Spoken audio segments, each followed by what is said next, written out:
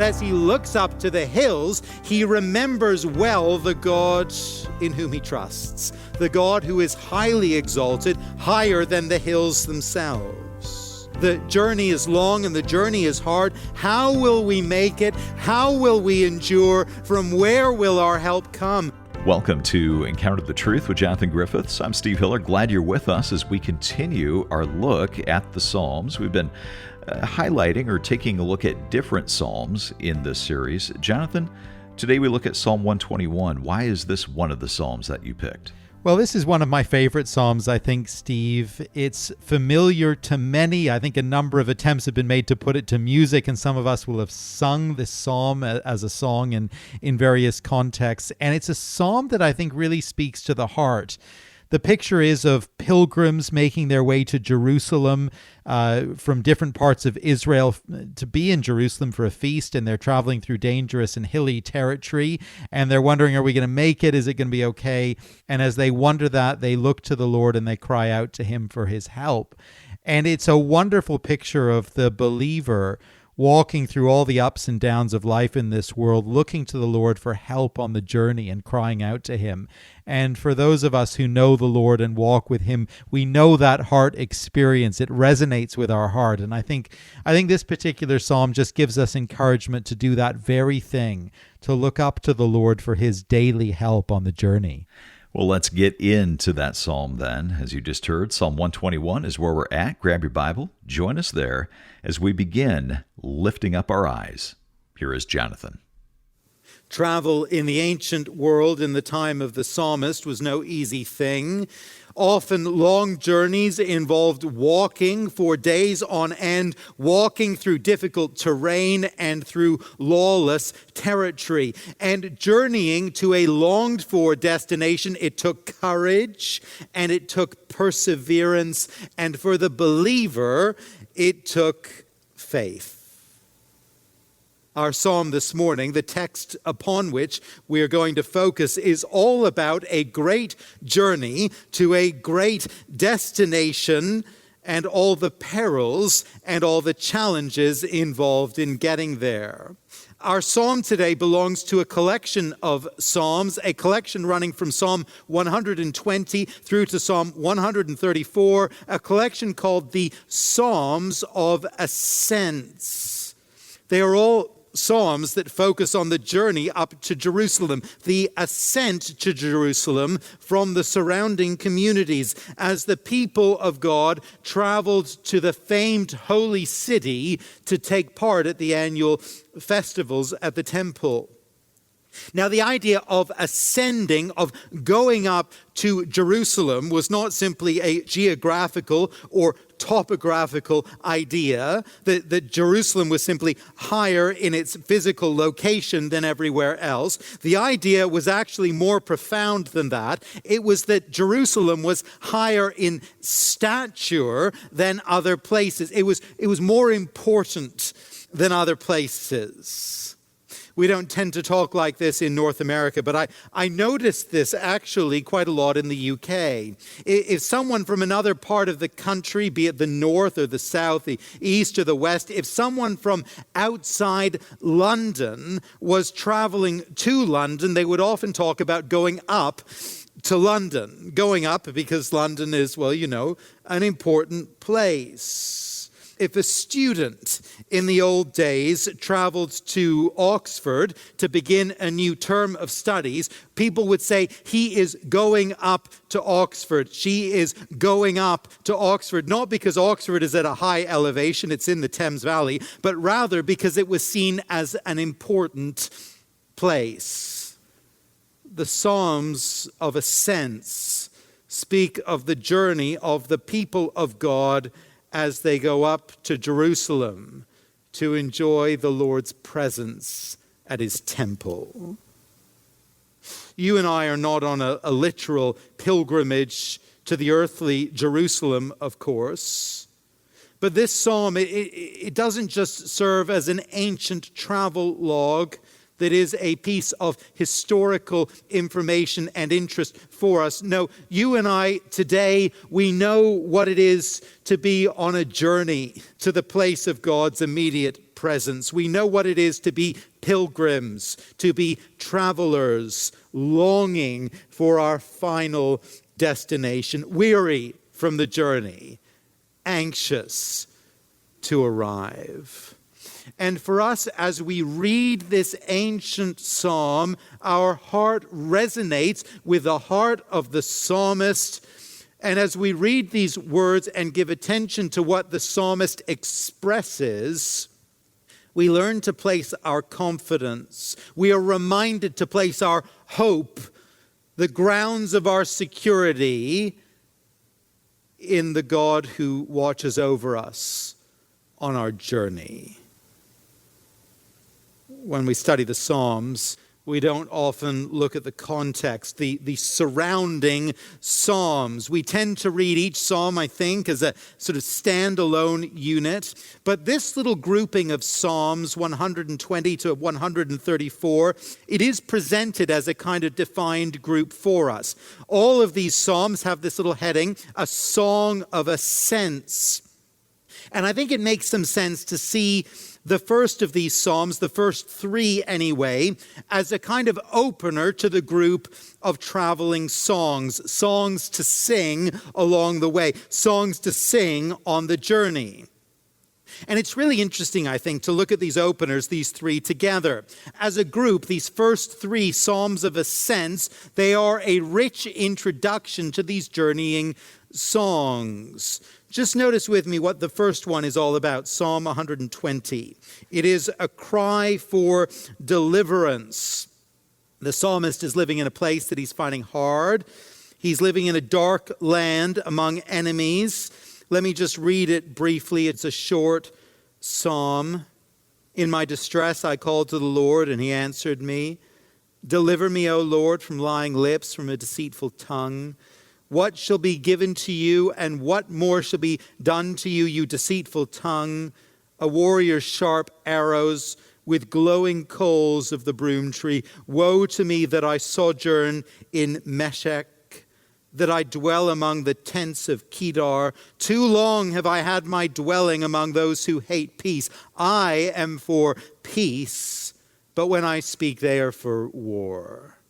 The journey up to Jerusalem, it starts with a sense of unrest in the psalmist's heart, a sense of unrest with where he is living at the present time. Meshech refers to a people near the Black Sea, and Kedar was a people living in the Arabian desert. And the point is, I think, that these are Gentile territories. The psalmist is not in the Lord's land and not in the Lord's presence and not among the Lord's people. He's finding it hard. And so the journey begins with a longing for deliverance. It begins with a weariness with this world. It begins with a longing to be with the Lord and to be among his people. And then, of course, the journey, it takes us to Jerusalem. And the destination is the focus now in Psalm 122, skipping over. Just jump over with me and notice this third psalm in the group. I was glad when they said to me, let us go to the house of the Lord. Our feet have been standing within your gates, O Jerusalem. Jerusalem built as a city that is bound firmly together, to which the tribes go up, the tribes of the Lord, as was decreed for Israel, to give thanks to the name of the Lord. And it goes on, speaking of the destination, speaking of Jerusalem itself. Now, in the middle of this opening set, our psalm, Psalm 121, it focuses on this journey from the Gentile lands of Psalm 120 to the city of God of Psalm 122. Psalm 121 is the story of every believer's pilgrimage to the glorious city, the city above, the home of the people of God. It is the prayer of every believer on the way. If you today are weary of this present world and longing for your home above, this is your prayer, and this is my prayer. Now, we're going to dig into the psalm together and see how it is that the Lord cares for us on this journey. But before we get into the details, you and I, we need to pause and we need to make sure that our heart is in tune with the heart of the psalmist. In Psalm 120, the psalmist has seen the sin and the ugliness of life outside God's presence, life in this fallen world. And he set his sights on Jerusalem. He set his sights on the Lord's presence. And so now he is willing to undertake this hard and long and arduous and dangerous journey of Psalm 121 because that's where his heart is.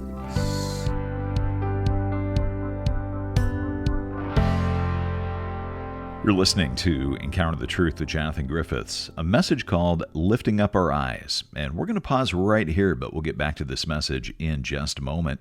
If you ever miss a broadcast in our series, which is called Songs of the Heart, you can always come to the website and you can listen to each and every program there. Just stop by encounterthetruth.org. There you can stream the program or download an MP3. Again, that's at encounterthetruth.org. And if you have just joined us, we're in the book of Psalms. We're in Psalm 121. As we continue the message. Once again, here is Jonathan. I think we all know that sense of weariness that often precedes a vacation. Maybe you even feel that now. Work has been busy, and keeping on top of the house or the yard, it's been tiring. Those weeds have been killing you. And just packing up and getting out of town for a few days, that's all you want to do.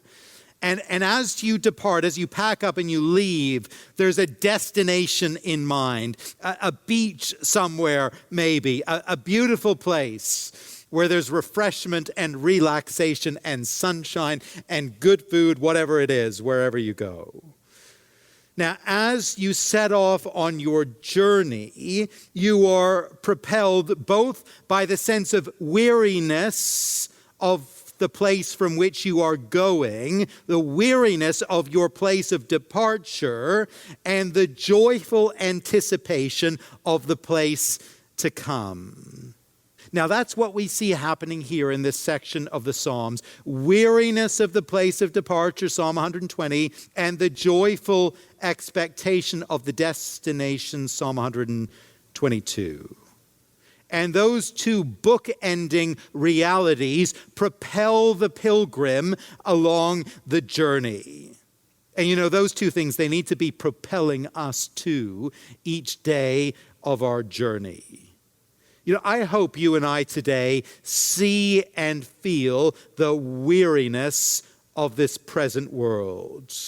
And I hope we have fixed in the eyes of our heart the prospect of heaven. See, if we don't have that fixed in our heart, the danger is that we're going to slow down on this journey, and perhaps we're actually going to get waylaid on this journey. On our little summer road trips, we have one or two places that we normally like to stop along the way. There's a little town in Vermont where we often like to stop for a meal when we're traveling down to the East Coast in the United States. It's a pretty little town. I think it may even... Well, it has its roots maybe in the early 19th century or even dipping into the 18th. It's got a nice village green in the middle with 3 or 4 pretty churches surrounding the green, and we often get a pizza or something and sit in the park and have a rest on the journey. And once or twice it's occurred to me when we've stopped there on our journey, you know, why do we bother driving any further? Let's just end the journey here and spend our week right here. It's nice enough. But of course, it would end up being a very boring week. It's no destination. It's a point on the journey. You and I, we need to avoid the temptation to stop on our journey to Zion above. We need to avoid the temptation to get waylaid by the attractive things in the world around us, the pleasures and the pursuits and the possessions that vie for the affections of our heart. We need to keep our sights set on the great destination before us. We need to keep traveling this long and sometimes weary road of pilgrimage to heaven itself. And if we're doing that, if that's where our heart is at, our heart is going to resonate with the psalmist in Psalm 121. Well, now to the journey of this great psalm. This weary and perhaps somewhat fearful pilgrim begins the psalm with a cry for reassurance and a cry for help. I lift up my eyes to the hills. From where does my help come? Traveling on rough and precarious roads through mountainous territory was a challenging thing. And bandits could well hide in the hills and threaten the pilgrims on these routes that were probably unpatrolled. As the pilgrim looks to the shadowy hillsides as the sun begins to set, he might well have a sense of fear. Who's going to help me if the bandits emerge from the cave? From where will my help come? But as he looks up to the hills, he remembers well the God in whom he trusts, the God who is highly exalted, higher than the hills themselves.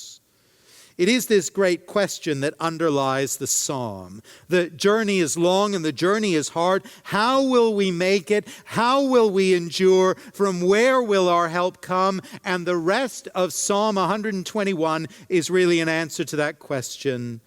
In fact, you notice that the voice changes. The speaker changes after verse 2. The pilgrim asks this question in verse 1. He answers it for himself initially in verse 2, the Lord is my help. But then the voice changes, verse 3, He will not let your foot be moved. The Lord is your keeper. And so on. It's as though journeying companions, fellow pilgrims on the way, now remind the believer of who the Lord is and how he is able to help. Well, where then does our help come from? Who will help us on our weary pilgrimage to heaven above? Who will help you and who will help me if we are tired or fearful on the journey? Well, the psalmist tells us that our help comes from the Creator God. That's the first thing, verse 2. My help comes from the Lord who made heaven and earth. When we're in situations of urgent need, it's vital to know that we are receiving help from someone who has actual power to intervene. If you face terrible injustice, you don't just need a sympathetic friend to hear your case. You need an officer of the law, or even better, a judge. When you face grave illness or injury, you don't just need a concerned neighbor. You need a skilled clinician. You need a doctor. You need a specialist. You need a surgeon. When on a long journey, if your car breaks down in the middle of the night, in the middle of nowhere, you don't just need a kindly passerby. You need someone with a tow truck, someone with mechanical knowledge, someone who can provide real and substantial assistance. When in the middle of life's journey, you face circumstances that threaten to overwhelm you or destroy you, circumstances that frighten you, circumstances that grieve you beyond any earthly comfort. You need not simply sympathetic friends and listening ears. You need someone truly powerful to come to your aid. The psalmist asks himself the question, from where does my help come? And the answer is this: my help comes from the Lord who made heaven and earth.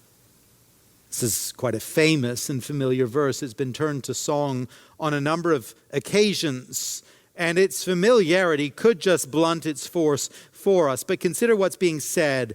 this one weary pilgrim on a dusty mountain road in the middle of nowhere thousands of years ago, possibly isolated, probably vulnerable, lacking protection. This pilgrim has help not in the local farmer down the road, not in the passing traveler, not in the king's agent who may from time to time patrol the roads. His help comes from the Lord himself, the covenant God of Israel, the friend of his people, the protector of his children, the God who made heaven and earth. We all know that in a very unequal and sometimes very unfair world, people with good connections tend to get things done. They tend to find that things go their way. That's just life in a world, isn't it, where power and money talk. I've mentioned these before, but some time ago I saw a series of photographs that the White House photographer had taken of John F. Kennedy's children playing in the Oval Office. There's something quite touching about these photographs, seeing John Jr., poking his head out from the resolute desk while his father talks to someone else on the phone, talking maybe with the president of another nation or having a quick word with the Secretary of Defense. You can maybe just picture it. But there's something quite touching about a child here with access to the most powerful person in the world. You and I may be of very little account in the eyes of this world. We may not be well connected to powerful people, but if we belong to God through Jesus Christ, here's the reality, here's the wonderful truth. We have access to the throne room of heaven. Our helper is the maker of heaven and earth. We may feel that our needs are very, very big at the present time. It may be that you are facing a crisis today that you fear may overwhelm you, may derail you, may throw your very journey off course. You may be traveling through a valley that is so deep that you think prayer has now become useless because there is no way that God can do anything with this, no way that he can intervene helpfully anymore. But here's the simple reminder. The God upon whom you and I call in prayer, he is the maker of heaven and earth. I don't know if you're familiar with John Newton's hymn, "Come my soul, thy suit prepare." I don't think I've ever heard it sung, actually. But its words are somewhat familiar, and it captures well the spirit of this psalm, especially the truth of verse 2. Let me just share with you the first two verses. Newton writes this: "Come, my soul, thy suit prepare." Jesus loves to answer prayer. He himself has bid thee pray, rise and ask without delay. Thou art coming to a king, large petitions would thee bring. For his grace and power are such, none can ever ask too much. Our help, it comes from the Creator God. What would you ask of him? What need you ask of him, even today?